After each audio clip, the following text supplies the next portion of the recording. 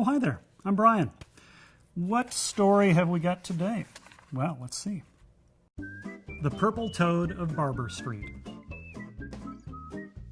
You're joking, said Sissel.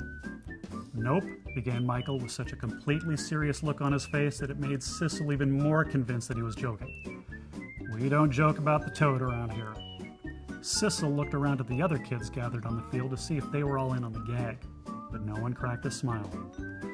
The toad's serious business on Barber Street. Ask any kid, chimed in Becky Owen, who was standing to Sissel's left. Challenge the toad and just might as well call your parents now and have them pick you up at the emergency room, said Pickle Hamlin, who got his name because of the unfortunate size and shape of his nose. Sissel was still pretty new to the neighborhood, but she was so smiley and outgoing it was easy for her to make friends. Didn't hurt that she was a bit of a tomboy to boot.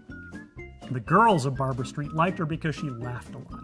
She could keep a secret, and she had beautiful long blonde hair that curled in just the right places. The boys liked her because she wasn't afraid to dig in the dirt, had a pretty good throwing arm, and had long, beautiful blonde hair that curled in just the right places. She'd made a lot of friends fast and had already learned most of the neighborhood gossip, which boys secretly liked which girl, where the boys built their top secret forts, and what Spencer Mulligan said to Pansy Wilkes had got him socked in the nose. But this was the first time since her family had moved in the last month that she'd heard of the Purple Toad of Barber Street. The whole discussion of the toad came up while a bunch of the kids were building a bike jump in the field next to Old Man Johnston's place. The ramp was about 10 feet long and rose 4 feet in the air, ending right at the edge of the creek that ran the length of the field. It didn't take a genius to see what the goal was: crossing the creek airborne. They were hammering the final nails in place when Sissel rode up. Cool jump! Can I try it? The boys slapped the dust from their hands, looked over at their handiwork. Not till we check with the toad, said Michael Marcus, the tallest and obvious leader of the Barber Street kids. Sissel wasn't sure she heard him right. Toad? What toad? She chuckled. Is that a nickname for one of the adults around here? The other kids didn't chuckle along. Nope, responded Michael. Before we try anything dangerous, we always check with the Purple Toad of Barber Street, and he lets us know if it's safe or not. You're joking, said Sissel. Nope, said Michael. 10 minutes later, Michael, Pickle, and Sissel were standing at the edge of Bowerman's swamp, and there was the toad, just as big, fat, and toad-like as you could imagine, and as purple as a 2-day-old bruise. Hi, Toad, said Michael, as if he talked with toads all the time. Hi yourself, responded the Purple Toad of Barber Street. Sissel stood there with her mouth half open and her eyes as big as a soccer ball. He talks! Of course he talks. How else is he supposed to tell us if something is dangerous or not? Pickle said rather prickly. Michael turned his attention back to the toad. We're building a bike jump. Yeah, I know, interrupted the toad. Bad idea. Creek's too wide. Banks are crumbly. You'll land short. Break your arm. The two boys rubbed their chins and nodded thoughtfully. Sissel kept staring at the toad. Finally, after shaking off her surprise at seeing and hearing a talking toad, she spoke up. What do you mean, too wide? The toad looked at Sissel like she might have been a fly, too skinny to bother eating, then turned his watery stare to Michael. Who's the new kid? Sissel, meet the Purple Toad of Barber Street. Toad, meet Sissel. She just moved in last month. She doesn't believe yet. The toad shook his head wearily. They never do. Till they're in the hospital. Sissel didn't like the toad's tone of voice. She could handle herself just fine, and some stupid purple toad wasn't about to tell her what she could and couldn't do. She turned on the boys. Just because some dumb frog... Toad, corrected the two boys and the toad together. Whatever, yelled Sissel. Just because some dumb toad tells you not to do something, you just don't do it? Are you nuts? Michael and Pickle shrugged.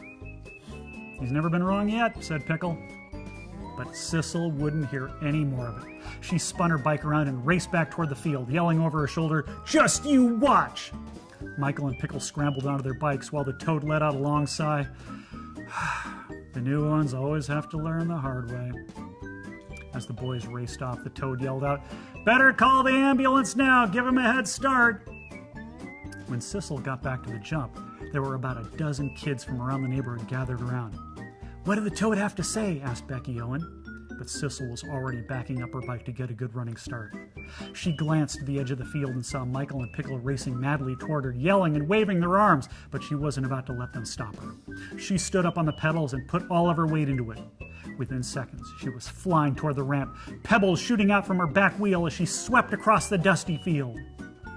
Michael and Pickle saw they wouldn't make it in time and simply pulled up to watch the action. Pickle slowly took out a cell phone and punched in 911. "Hello, emergency?" To Sissel, the next few seconds passed in slow motion. She was vaguely aware of the looks on the kids' faces as her speed brought her nearer to the ramp. No one was cheering her on. No one was clapping. Every single kid seemed to be shaking his head, like they knew something she didn't. But it was too late to turn back now. She hit the bike jump going as fast as she'd ever gone. She could hear the wind whistling through the air holes in her helmet as she lifted off into the sky. And then, silence. Time seemed to stand still as she soared through the warm air. She saw the ground racing up to meet her, and with a rush of excitement, knew she would clear the far side of the creek. And then something happened. Her back wheel touched down perfectly, about 1 foot beyond the creek bank. But instead of the feel of the nice, firm dirt, the ground gave way beneath her tire. The bank of the creek had been carved out from the water so that the first foot or so of the bank was actually more like a shelf, a few inches thick and not nearly strong enough to support a bike and a girl dropping from out of the skies. The ground crumbled beneath her tire, throwing her off balance and pitching her headfirst over the handlebars directly into the sticker bushes that ran along Old Man Johnston's yard.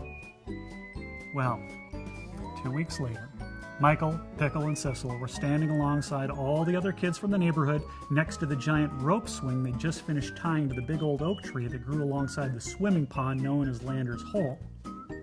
The new kid standing in front of them was named Barty.